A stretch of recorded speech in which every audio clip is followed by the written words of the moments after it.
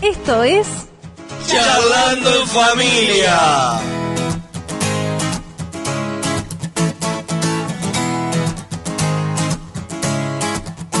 Me encontré con tu amor, pagaste por mi condena y ahora yo no soy yo.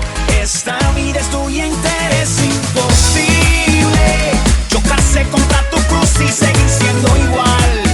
Si ahí empieza todo. Charlando en Familia. Y bueno, vamos a meternos en el tema, Gabriel. Bueno, entramos en tema. Tenemos el Muy capítulo bueno. 16 del libro de los Hechos con una historia que a mí me encanta, porque resulta que Pablo con un grupo de gente estaba predicando por lo que es hoy Turquía, el Asia Menor. Y ahí dice que el Espíritu Santo le prohibió predicar en esa zona. ¿Cómo es la cosa? Tenés que predicar el Evangelio y de pronto el Espíritu Santo, acá no. El tiempo, Sí. el momento. Hay momentos que le tenemos que decir a esa persona no le hables por ahora. Su corazón está endurecido y no está preparado. Y en otra te dice, ahora sí. Porque eso pasa porque después Turquía abren la obra por todos lados. Pero en ese momento le dijo el Espíritu Santo que no predicara en ningún lugar. Exactamente. Pero previamente a eso había apartado a Pablo y a Bernabé. Y a Bernabé. Y los había mandado. Y los Dijo, había mandado. sepárame a estos dos. Yo creo que cuando él te separa, la intención es que vos te posiciones en lo que Dios te va a usar. Después, cómo te va a usar, dónde te va a usar, No. vos tenés que tener claro de que la dirección la tiene Dios.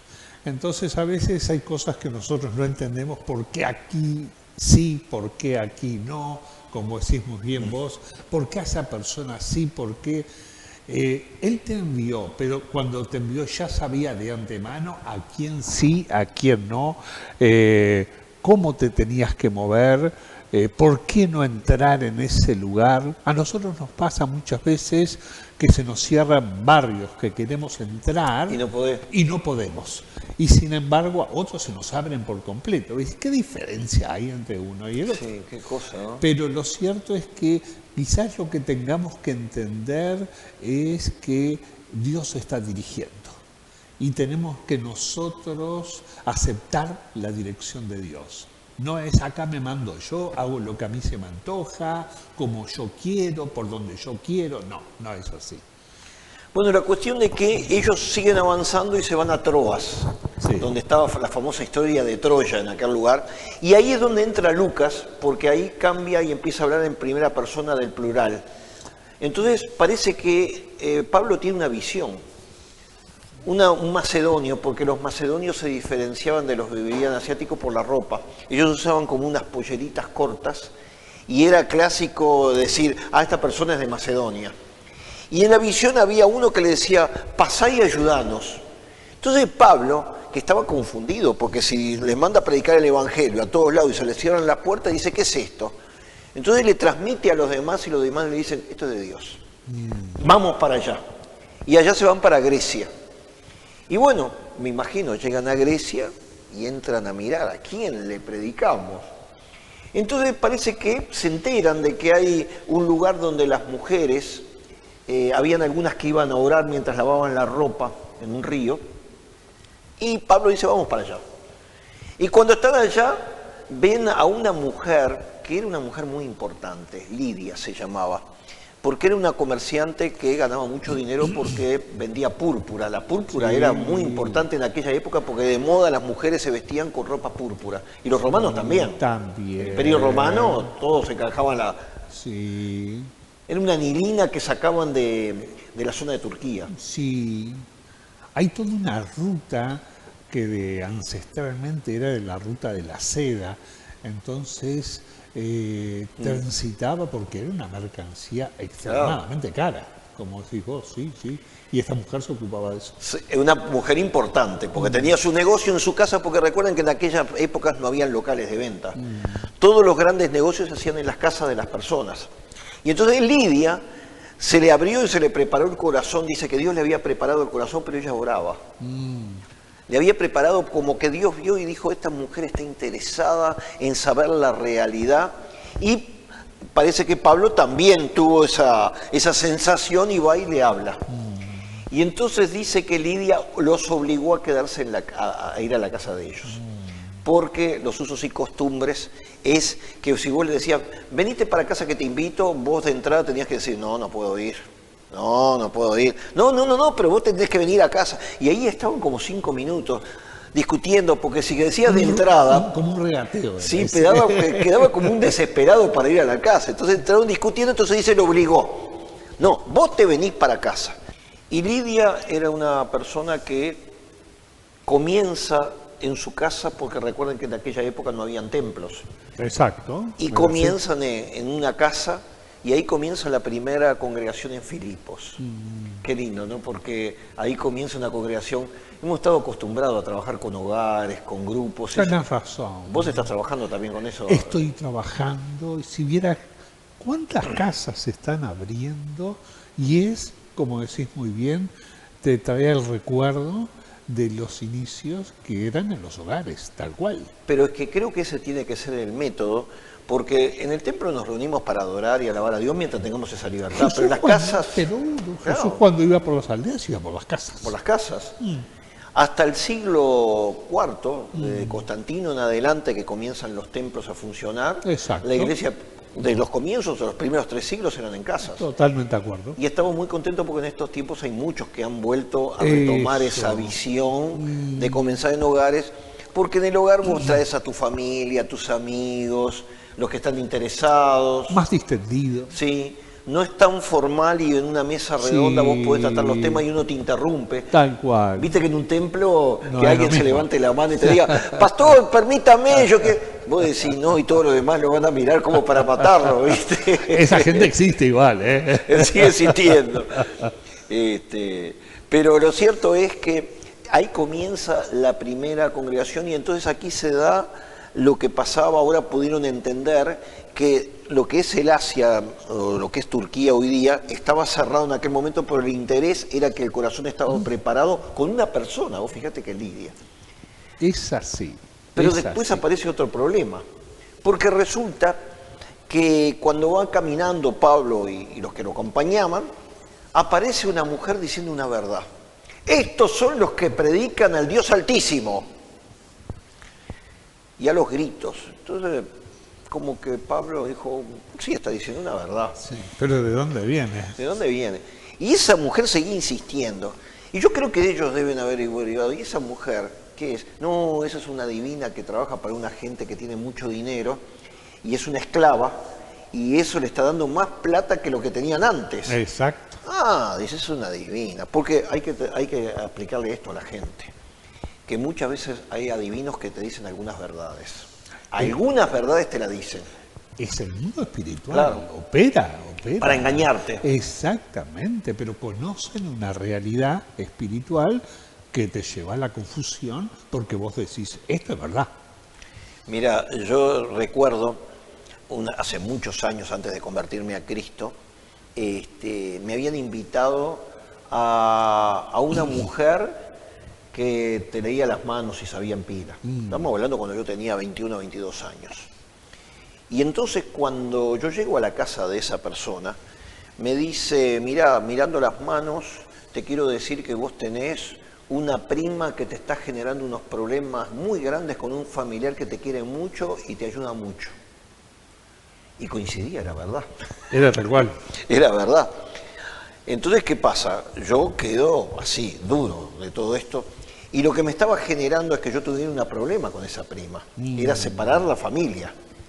Entonces, gracias que yo no actué, porque después esa prima no tenía nada que ver con esa situación, pero esta divina sabía los contactos que hacían porque hay un poder que se llama el de Satanás, que está mirando todo y tiene una legión de autoridades, gobernadores, principados y demonios que le transmiten las cosas, y si yo hubiera seguido atado, yo hubiera quedado con esa persona en brujería preguntándole todas las cosas de mi vida.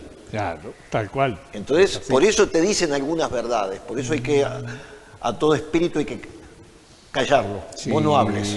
Exactamente. Que no es fácil, ¿no? ¿Verdad? Porque a veces cuando en medio de todas esas circunstancias hay mucha necesidad, la gente echa mano, ¿no? ¿Verdad? de esas palabras y ahí es donde entra la confusión. Y bueno, directamente Pablo reprende a ese espíritu que le estaba atando a esa divina, y la mujer se le termina lo que es la adivinación, y al terminarse la adivinación se termina la entrada económica de una persona que tenía comprado a todo el mundo. Tal cual, exactamente. La gente que tiene el poder influencia en la policía, en el gobierno, en todo, y la primera orden es metan los presos a esto. ¿Por qué? Sí. Y porque me sacaron las posibilidades de dinero. Ahora Sí. no te voy a dar poder ni nada, o vos tampoco vas a dar. El policía dijo, no, a este lo metemos preso. Sí. Y metieron ahí a Pablo y a Silas. Y sin embargo aquí entramos en la otra parte.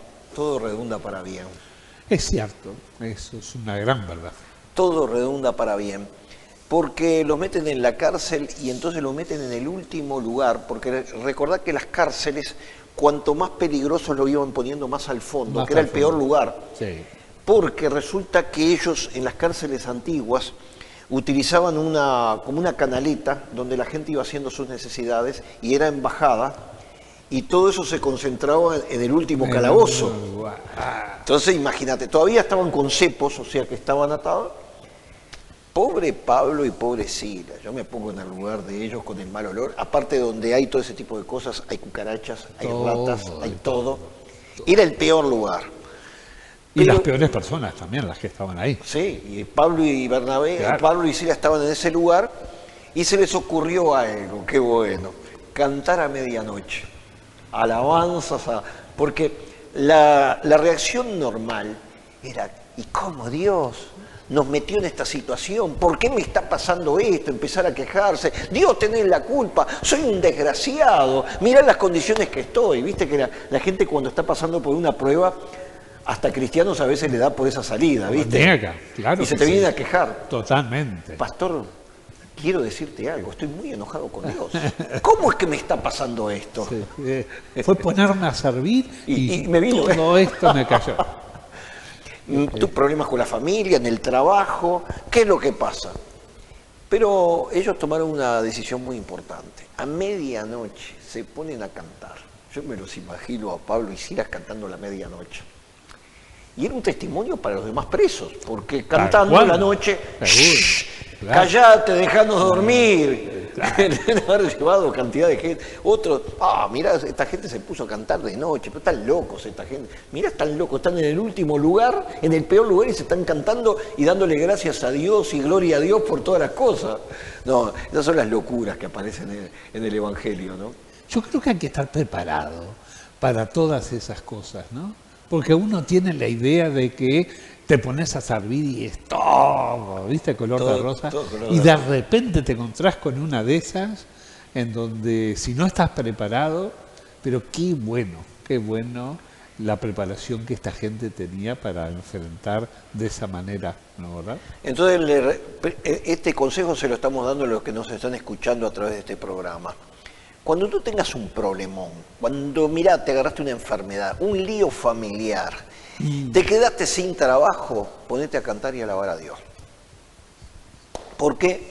Porque Dios empieza a activar la mano y no sabes cómo va a terminar tu situación, que lejos de ser un problema se puede transformar en el milagro más grande. Tal cual, exactamente. Es más, del peor momento, el Señor te puede abrir las mejores puertas. Si viste que nos ha pasado a nosotros como pastores, que cuando las cosas vienen peor, Sí. después se te abren puertas y decís, pero Sí. justo en el peor momento, Claro.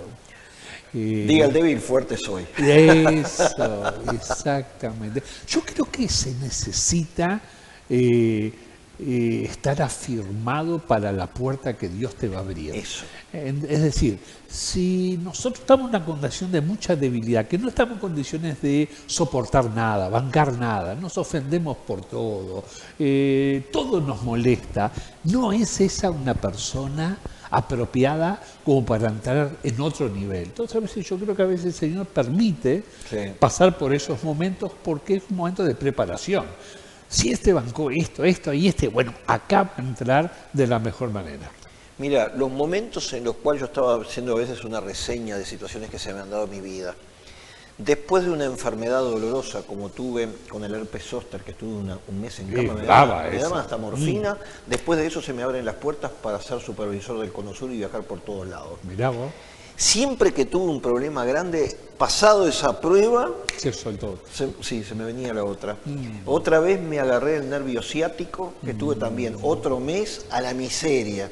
Me daban de todo tipo, no había fórmula, y de ahí se me abrieron las puertas para empezar a predicar en el exterior. Entonces, yo me he dado cuenta que cuando aparecen esos tipos de problemas, vos tenés que estar con una expectativa. Esto va a pasar. Claro. Eso es como una cárcel, ¿no? Sí, como una cárcel, claro. Y hay gente que está viendo este programa que está encarcelada, Yo creo que están sí. pasando por problemas. Ahora cuando estabas hablando, yo estaba pensando Hay bueno, gente que está hay pasando. gente que está mirando que dice, y mi situación no es muy diferente, ¿no?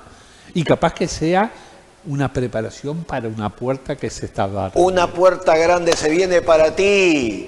Quédate contento, feliz, porque en ese momento, cuando, para colmo, empiezan a cantar un terremoto. Como dice el dicho ese que tenemos acá atrás de cuernos, palos. No, todavía. No entendían el terremoto. Pongo un circo y me crecen los enanos. No. Y ahí justamente vos decís un terremoto. Vos ponete a pensar los que estaban los otros presos y dice, ahora nos morimos todos, se nos cae el techo, se abren las puertas del terremoto grande que hubo acá, y a Pablo y a Silas se les salen las cadenas. Un terremoto provocado por Dios que también venía a ser para bendición. Tal cual. Entonces, claro, vos ponete a pensar el pobre carcelero, que cuando ve todas las puertas abiertas y todo, y que debe haber caído por el piso y todo, y cuando se levanta ve todos, dijo, se me escaparon todos los presos. Y la ley romana, y de muchos países, ¿no?, de aquella época, decía que si te escapaba los lugares, te mataban a vos. Marchaos vos. Entonces el hombre dijo, antes que me maten otro, yo me suicido. Y sacó la espada y se la iba a clavar. Pero gracias que en el fondo Pablo le dice, no hagan nada, estamos todos acá. No hagamos todo. Entonces el hombre le hace una pregunta que a mí me encanta. ¿Qué debo hacer para ser salvo? Le abrió la puerta, ¿no? Como que te la dejó en bandeja ahí. Claro, exactamente. Esas cosas que ocurren que no entendemos, que parece que nos sacudirían solamente a nosotros, muchas veces está sacudiendo a todo el entorno. Puede estar sacudiendo a una familia, ¿no? Capaz que vos que estás mirando y estás pasando por esa situación que te parece que solamente está afectando tu vida, está tratando también a tu casa, a tu familia, a tu entorno, ¿no, verdad? Hay gente que te está mirando acerca de lo que está ocurriendo, está haciendo su lectura y está diciendo, y esto, y capaz que eso es para que ellos también reciban, ¿no? Por eso, en este programa, en esta primera parte de este programa Charlando en Familia, queremos dirigirnos muy especialmente a toda la audiencia, a aquellos que en este momento están pasando pruebas y problemas de todos lados. Muy bueno eso. Que puede venir hasta, las cosas pueden ser hasta peores porque se te puede venir un terremoto sobre tu vida, pero tranquilo, no te desesperes, porque después de todo esto, todo está permitido con Dios con un propósito. Para que tú empieces a confiar de que en medio de las situaciones que está viviendo hay un Dios que tiene un plan y un programa para tu vida. Y yo te quiero decir que Dios te quiere usar en gran manera, Dios te quiere bendecir en gran manera. Como le pasó al carcelero que llegó hasta el colmo de querer suicidarse. Aquí podemos también, antes de terminar la primera parte, hay gente que nos están escuchando que te dicen, yo me compré un revólver, yo estoy planeando... En mi pensamiento es que si esto sigue así me voy a quitar la vida. Porque no tiene salida. Sí, porque no tiene aparentemente. Salida. Sí. Y ese es el peor. Mira, yo cuando tuve la crisis del 82, donde yo me convierto, yo pensé en tomar un frasco de pastillas cuando me iban a meter preso. Y yo pensaba en quitarme la vida. Vos fíjate que después de todo eso, Dios me bendijo de una forma extraordinaria. Y hoy estoy vivo después de esto, más de 40 años. ¿Qué hubiera pasado como tanta gente que se ha quitado la vida porque pensaban que las soluciones no estaban a la vista? Hay gente que entra en un estado depresivo y lo primero que hace, yo me quito de acá, me corto la vida. Y hacen como en cierta forma como Judas. Se ahorcan porque no le encuentran salida. Si Judas no se hubiera ahorcado, Yo pensé eso muchas veces. hubiera estado salvo, se Yo hubiera convertido. Muchas veces he pensado eso. Claro, no es una situación... Mira, te queremos sacar de la cabeza lo que vos estás pensando. No te quites la vida, Dios tiene planes y propósitos. Y es más, vas a poder truncar algo que Dios tiene de programa para ti. Pero ya nos están haciendo el aviso que se nos fue la primera media hora. A veces nos entusiasmamos, pero para la segunda seguimos con este programa Charlando en Familia. Charlando en Familia. Inicio de espacio publicitario. 5 minutos y algo más.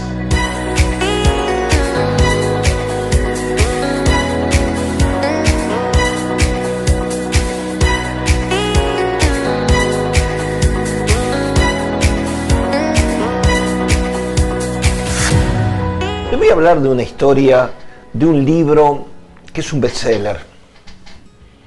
Mata a la vaca. Un profesor muy extraño y muy exigente daba sus estudios personalizados. Un alumno tiene que dar el examen con él y él le dice: elegite el pueblo más pobre y vamos a ir a hacer el examen. Él va con el profesor y le dice: elegí ahora la casa más pobre que puedas encontrar. Y allá en los alrededores de ese pequeño poblado encuentra una casa que, miren, era terrible. La verdad que todos los vidrios rotos, acomodados con plásticos. Cuando golpea la puerta porque el profesor le dice que se tenían que quedar a dormir en esa noche en ese lugar, el hombre lo recibe, miren, con toda la ropa rota, los hijos descalzos, todos mal vestidos, la esposa daba lástima y adentro todo pobreza. Y él le dice: venimos a quedarnos esta noche, venimos de la ciudad. Él le dice: no, ustedes no se pueden quedar acá, son sumamente pobres. Él le dice: nos vamos a quedar. Y ellos le ceden el único colchón que tenían y le dicen: miren, mañana nos vamos a ir bien temprano. No nos tienen por qué despertar ni se preocupen por el desayuno, porque tenemos que volver. Dice: de paso, ¿ustedes de qué viven? Y le dicen: de la vaca. Le dice al hijo: anda a mirar si la vaca está atada. Dice: nosotros recibimos todos los días 15 litros de leche y con esa leche consumimos nosotros para los 4 y el resto lo canjeamos por huevos, por legumbres, por algo dentro de los vecinos. A la mañana siguiente, cuando se despiertan tempranito, el profesor le dice: mira, antes de irnos tengo algo que hacer. Y saca una cuchilla. Se va hacia la vaca y le encaja el cuchillo en el corazón y la vaca cae desplomada. El estudiante no podía creer lo que estaba viendo. Salió despavorido. Cuando va a clase dice: es un malvado. No saben. Dice: no, es un gran profesor. No te preocupes. Y si no lo hacías, no ibas a pasar de año. Cuando llega fin de año dice: ahora la prueba. Vamos a volver al poblado. El muchacho: no. ¿Volver al mismo lugar? No. Y cuando llegan le dice: ahora vamos a la casa. Cuando llegan a la casa, no lo podía creer. Todo estaba arreglado, pintado, las tejas cambiadas, los vidrios atrás se veían las cortinas hermosas. Golpea la puerta. Este muchacho piensa: pobre gente, le mataron la único medio de poder subsistir. Se tuvieron que ir a otro lugar. Pero cuando abren la puerta, el hombre bien vestido, con unos jeans, con unas zapatillas Adidas, los niños con ropas de marca, la mujer toda arreglada, de peluquería.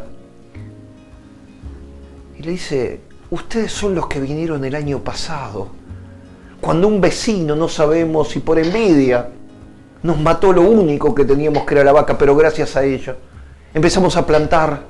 El terreno estaba abonado por la bosta de la vaca y tenemos una producción tan grande que empezamos a vender y hoy día compramos hasta un camión y vamos al poblado a llevar la gran producción y todos los del pueblo trabajan para nosotros, gracias a que mataron la vaca.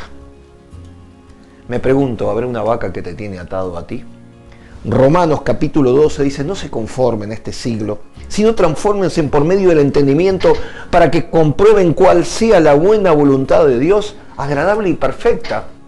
Cuando Dios entra en el corazón a través de Jesucristo, la mente empieza a cambiar y nos mata una cantidad de vacas que nos tenían atados, haciendo lo malo, que nos llevaban a un desastre. Por eso te digo, mata la vaca que te tiene atado. ¿Qué puede ser? ¿Tu pasado? ¿Estar aferrado al mismo trabajo de siempre aunque no te da para subsistir? Ese noviazgo que te tiene a mal traer y que pensás que cuando te cases vas a cambiar. No. Matá la vaca, eso que te ataba, porque Dios tiene cosas mucho mejores. Déjate llevar por el Espíritu de Dios y que Él te guíe, pero sobre todo, matá la vaca que te está atando.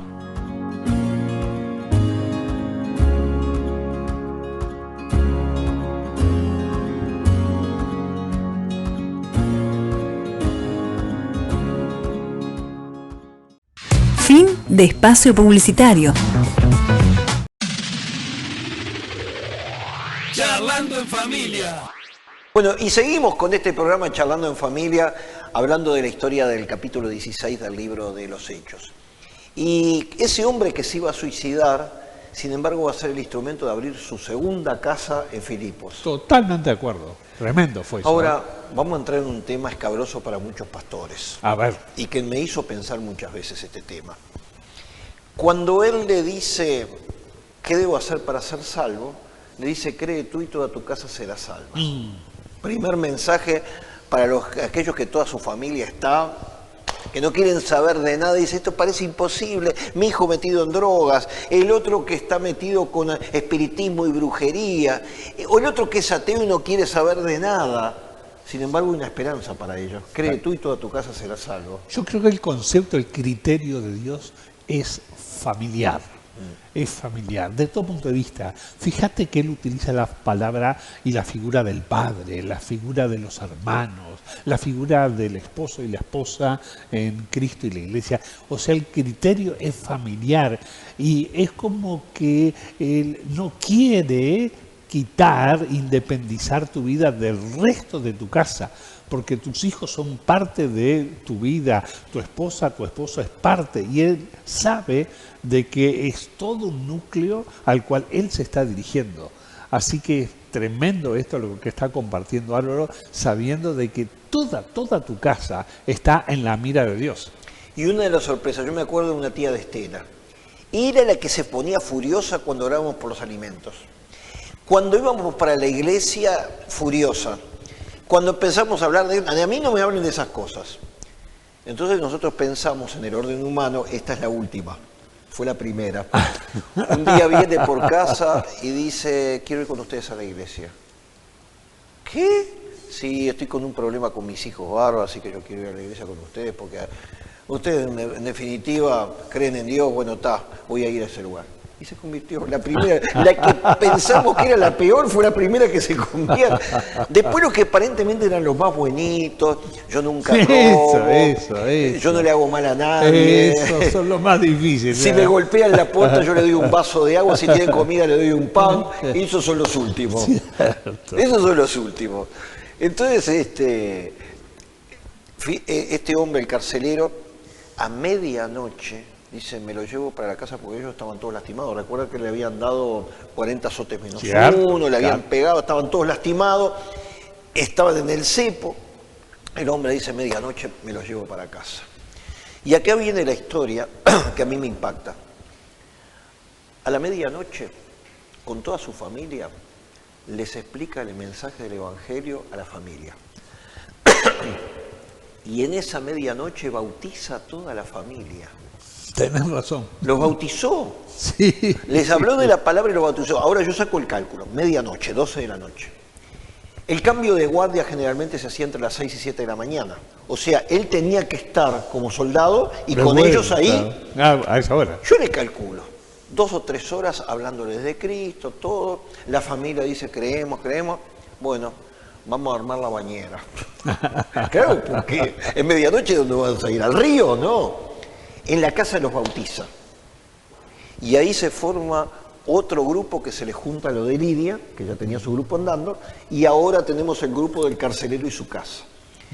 Pero este es un tema que siempre me lo he planteado sobre el tema del bautismo, ¿no? Porque muchas veces están en largas preparaciones, 6 meses para preparar el bautismo, y acá no. La iglesia primitiva escuchaban el mensaje, se arrepentían y después lo discipulaban. Esto lo tenemos que rever, esto para los pastores que están escuchando y los líderes, ¿no? Muy bueno. Hay muchos que están en esa línea, ¿no? Excelente lo que estás diciendo, eso. Sí, de mucho valor. Creo en el discipulado, pero creo en el bautismo. Sí. En el libro de los Hechos, por ejemplo, cuando da el primer mensaje Pedro, creyeron y se bautizaron 3.000 y fueron añadidos a la iglesia. Exacto. Y ahí no le dio, sí, le explicó el concepto de arrepentimiento, que somos todos pecadores, que Jesucristo, todo eso te puede llevar una hora, como le debe haber pasado al carcelero de la familia. Estamos hablando de gente que eran romanos, o griegos que estaban trabajando para el servicio del Imperio Romano, y era el carcelero. Toda la familia se convirtió. Después, vos fijate qué lindo, ¿no? Porque después estamos hablando de las cartas que le manda Pablo a Filipos. Son las cartas más lindas que hay. La iglesia que más le costó, en cierta forma, por todas sus luchas, es la que da fruto de una iglesia hermosa, de la cual a la carta a los filipenses es una carta que prácticamente no tiene exhortaciones de que tenés que cambiar de esto ni nada de eso. Es una iglesia pura, linda. Salió del sufrimiento de Pablo y de Silas, que le dieron de golpe, el hecho de tener que encontrarse con esa mujer que tenía el espíritu de adivinación, o sea, una lucha grande. Y aquí vamos a lo otro. Las cosas que cuestan mucho, hay que darle valor. Pero por favor.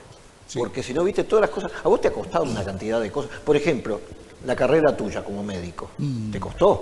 Seguro, claro. Como pastor, También. levantar la iglesia, te da trabajo. Todo. Hay momentos que decís, pero escuchame, Sí, escuchame, tengo ganas de largar todo. Todo nos ha pasado. Sí. Pero resulta que hay algo que viene de parte de Dios que te dice, no, seguí adelante. Esto va para todos aquellos que quieren largar la esponja o quieren largar la toalla desde el punto de vista de boxeo. Sí. Eso es algo parecido, es un símil de un suicidio. Sí. ¿Viste? Porque nosotros hablamos de suicidio como quitarte la vida, pero cuando vos te desconectás de Dios, estás quitando vida. Un suicidio espiritual. Es un suicidio espiritual. O a veces es un suicidio abandonar todo, dedicarte al alcohol, es un suicidio. Es decir, quitar todo lo que Dios quería impartirte como vida, vos lo desechás a veces ante adversidades que te parece que no tienen salida, y todo lo que está compartiendo Álvaro es tal cual. De los momentos más difíciles el Señor saca las cosas a veces más maravillosas, ¿no? Mira, te voy a contar un testimonio que me pasó hace muchos años con un querido miembro de la iglesia que la familia y todo el entorno le estaba haciendo la vida imposible. Y este hombre un día se enoja profundamente y dice, bueno, yo voy a volver a mi vieja vida para que ustedes sepan y puedan comparar.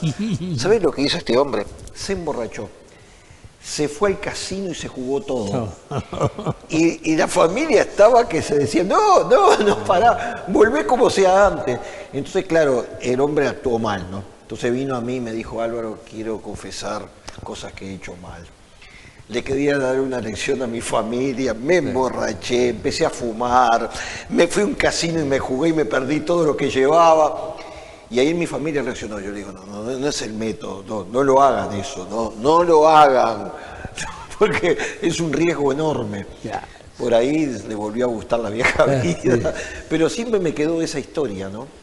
De gente que a veces ese suicidio espiritual, porque corres un riesgo grande, el suicidio espiritual. Sí, exactamente, porque la realidad es que después no hay una marcha atrás como vos crees, no, porque después vos te tenés que confrontar con todo un mundo espiritual que te está poniendo freno, te está diciendo, no, ya esto se terminó.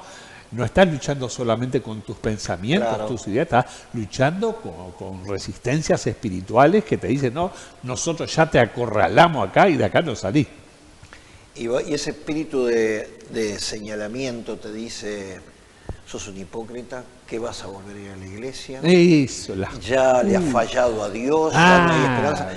Son poderes espirituales que te hablan a tu vida, a tu corazón, y por eso muchos se han apartado y muchos de los que nos están viendo Me dijo, me siento totalmente identificado con lo que están hablando. Tal cual nosotros nos estábamos dando cuenta, mucho con el tema de la pandemia, se alejaron. Sí. Entonces, lo que les genera dificultad para regresar es la culpabilidad. Yo no, si ya estoy, ya no puedo, me siento avergonzado. Entonces, tenemos que pelear con eso porque la mayor carga es que se sienten avergonzados de haberse separado del Señor y eso es una realidad. O sea, que qué bueno saber para los que están escuchando que capaz que hoy es un día en donde el Señor te está esperando para volver nuevamente. Sí, y hoy por eso vamos a hacer una oración para que tú vuelvas al Señor. Porque Dios te está buscando. No es casualidad que hoy hayas colocado el programa. Me vas a decir que alguien te invitó, que por casualidad estabas viendo, estabas sapeando por ahí, de pronto te quedaste. No, es que Dios está interesado en tu vida. Y sabes una cosa, porque pienso que muchos de los que están escuchando les puede pasar como el carcelero o como Lidia. Sí. Que se va a presentar a la congregación y le decir, quiero abrir las puertas de mi casa. Hay gente que nos está escuchando, mira, en esta misma hora nos están escuchando de noche gente que está por la línea de Rusia, toda esa parte para abajo, toda esa zona es de noche. A las 5 de la tarde hoy nos están viendo la gente que está en Italia, en Inglaterra, tu familia capaz que están allá, tu hermano, en Gales. Seguro. Quizás está en Francia, están tomando las 5 de la tarde. Otros que están en la misma latitud nuestra que están viéndonos, pero también gente que está desayunando tempranito a las 8 o 9 de la mañana en California, en Alaska. Y hay gente que está a la medianoche que nos han dicho, mira, estamos en Pekín y estamos a las 12 de la noche escuchando el programa. O gente que se desvela. A todos ellos les decimos que hay un interés muy grande, que en esta palabra se cumpla en tu vida y probablemente tú puedas ser un instrumento en abrir un hogar, un lugar donde sea la predicación de la palabra. O sea que te queremos decir que te tenés que congregar, buscar una iglesia y decirle, mira, yo quiero abrir las puertas de mi casa. Porque cualquier persona tiene amigos, tiene vecinos, tiene familiares, y los invitás y con la autoridad de un pastor que te dé enseñanzas de lo que tenés que hacer. Esa es la forma de predicar el Evangelio. Y esto es dado para todo. Sí. Porque te voy a hacer una pregunta, Gabriel. Sí. La gente que abre las puertas de tu casa, Sí. ¿son copastores, son líderes o son gente que dice, vengan acá? Son así, ¿no? Sí, claro. Es un agrado para la gente abrir las puertas de su casa. Es una realidad que cambia la atmósfera del hogar. Y a veces lo otro que, como muy bien decía Álvaro, a la gente se le hace muchísimo más sencillo entrar en un hogar, en una casa, a veces que entrar en un templo. Sí. Entonces se genera, nosotros nos comenzamos a reunir, ¿no? Gracias a vos, yo abrí la puerta de mi casa. Yo lo doy como testimonio. Sí. Este es mi testimonio. Yo abrí la puerta de mi casa gracias a Álvaro. Que Álvaro dijo, Gabriel, y si empezamos en tu casa, así fue. Pero fíjate, volviendo a la historia, ¿cómo fue el contacto? Raúl Martínez me dijo, el día que tú conozcas a Gabriel van a trabajar juntos. Bien, bárbaro. ¿Quién es Gabriel? Es un médico amigo que estuvo pastoreando allá en Artigas, yo soy de Artigas. Un buen día estamos haciendo una reunión en un lugar allá en Pocitos y aparece Raúl. Y este hombre viene de zapatillas deportivas, jean, con su barba. Y digo, ¿quién será? Será un amigo de Raúl.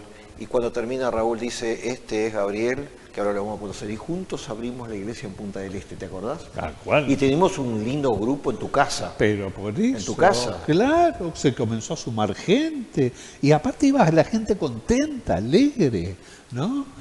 Qué bárbaro. La historia nuestra es así. Sí, y estamos sí. hablando del año 92, 93. Sí, aparte gente de muy diversas características, Sí. ¿no? Que después la hermana del intendente, allá me acuerdo de Durano, Cayo, que era después un conductor de programa. Sí, Cairo Herrera, que si claro. se nos está escuchando el Cairo, que le mandamos un saludo grande. Seguro. Era rockero en aquel momento. Claro, gente que vivía en situaciones muy difíciles. Había de todo. Vino de todo. De todo. Y comenzamos en el hogar de él, y de ahí salió el tema de Punta del Este. Claro. Que tuvimos 5 años trabajando solamente con hogares. Exacto. Solamente con hogares. Capaz que es un momento de darle importancia a las reuniones que en tu hogar se pueden comenzar a fomentar. Sí, y por eso hoy tenemos que, primero los pasos primeros, vamos a empezar por lo primero. El apóstol Pablo con Silas ganan a Lidia. Lidia debe haber recibido a Jesús como Salvador y se le deben haber aclarado el entendimiento porque ella es una adoradora de Dios. Viste que hay mucha gente que cree en la existencia de Dios y oran y adoran, pero no saben claramente cuál es el plan y propósito. Hay mucha gente sincera, como el otro día estamos hablando sobre Cornelio, por ejemplo. Exacto, era sincero. Centurión romano dice, hasta nos ayudan las sinagogas, Pero, ayuda a todo. Claro, ora, Ora. busca a Dios y da limosnas. Pero le falta una claridad. Le faltaba lo que Y ahí Pedro va le iba a dar. Pedro. Y acá viene Pablo y agarra a Lidia. Y después este carcelero que lo salva de una situación de que se iba a suicidar, no es el caso, él no era un adorador de Dios, pero ahí aparece el otro tipo de persona. Y toda la familia cree. Entonces, hoy lo primero que tenemos que hacer es acercarnos a esa gente que todavía no ha recibido a Jesucristo como Salvador personal. Y el otro tema son aquellos que se están suicidando espiritualmente, que estuvimos hablando, de gente que volvió a hacer cualquier cosa, pero que en el fondo, en su corazoncito, saben que lo que están haciendo está mal. Pero hay una oportunidad que viene de Dios. Dios vino a buscar lo que se había perdido. De hecho, Jesucristo vino a buscar, primeramente en Israel, la gente que se había apartado.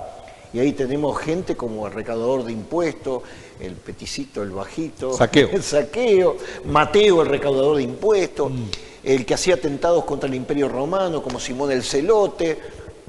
Vino a buscar a los pescadores, que algunos se le tuvo que decir a esto, le voy a llamar los hijos del trueno, Sí. porque tenía una boquita que sabés lo que era, Sí, era Juan. y lo salvó. Entonces, primero te vamos a dejar encargado, Gabriel, para que ores por esa gente que repita la oración para recibir a Jesús y los otros que se vayan a reconciliar. Sí. Yo creo que están los dos mirando. ¿Sí? Y capaz que este sea un momento muy, muy lindo y muy especial para tu vida. Señor mío, y yo quiero que lo repitas. Quiero que, Señor mío, en este momento pueda abrir la puerta de mi corazón para recibirte. Te quiero pedir perdón por tantas equivocaciones que no pude manejar bien en mi vida, pero realmente te necesito. Quiero cambiar mi vida, quiero aceptarte como mi Salvador y quiero comenzar una nueva etapa, yo y mi casa. Así que en el nombre de Jesucristo acepto lo que vos me estás ofreciendo y quiero cambiar mi vida. Y Señor mío, te pido si me alejé de tu presencia sabiendo de que únicamente en la casa de mi Padre estaban las mejores posibilidades para mi vida y yo me alejé como aquel hijo pródigo, Señor, hoy quiero volver. Y yo hoy te digo que ese Padre te está esperando con los brazos abiertos. Bendigo esa decisión y declaro de que vas a comenzar una etapa hermosa nuevamente conforme al propósito de Dios para ti. Y ahora yo quiero hacer una oración especial por todas aquellas personas que en este momento están pasando, que hoy nombramos pruebas muy grandes, situaciones límites, que están como desorientados. ¿Por qué me pasa esto a mí? ¿Por qué me está pasando esto? ¿Qué es lo que yo he hecho? Y sin embargo hay un plan de parte de Dios que todavía no lo entendiste. Pero eso tiene que pasar también. Pero quiero orar porque los que están pasando una prueba necesitan la oración de la gente que los comprenda.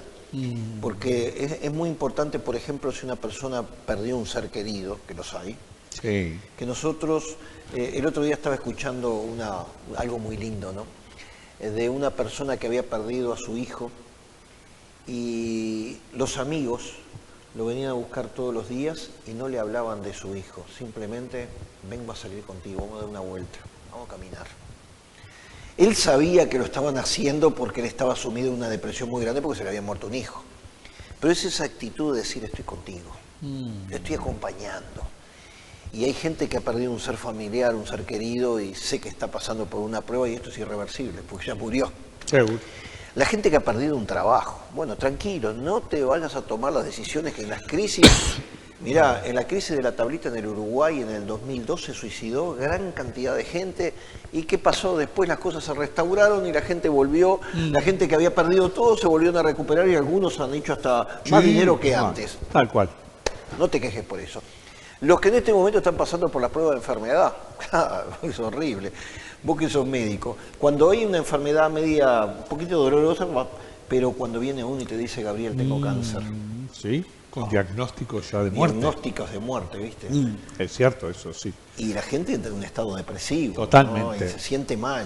Sí. Les tenemos que animar, porque cuántos casos han pasado que cuando le dan hasta a ustedes mismos los médicos un diagnóstico de está mal y de pronto pasa el tiempo, ¿y vos qué estás haciendo? Viviste y coleando por todos lados y un estado bárbaro, ¿viste? Que esas cosas que Totalmente. a veces no se explica a uno, ¿no? Desde el punto de vista científico, ¿no? Sí, exactamente. Eso pasa, ¿eh? Nos ha pasado a nosotros muchas veces como médicos el darnos cuenta de que transitó por otros lados esa enfermedad. ¿Cuánto más si el Señor es el que tiene a cargo, ¿no, verdad?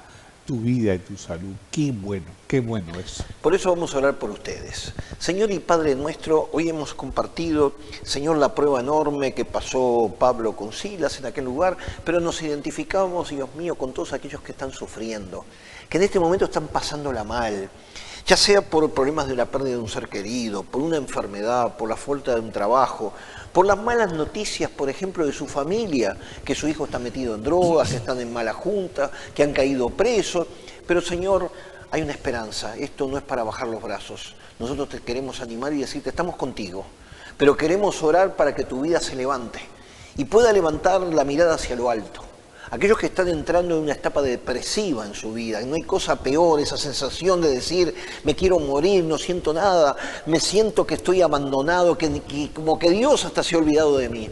Sin embargo, esa situación se puede revertir. Así que, Dios mío, bendice a todos aquellos que están pasando por una prueba grande, porque a mayor prueba, mayor bendición. Así que en este momento, levanta tus manos hacia lo alto.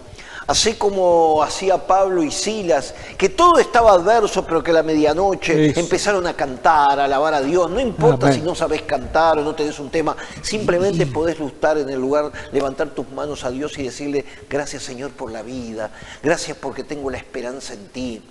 Poné un propósito para que Dios lo haga con tu vida.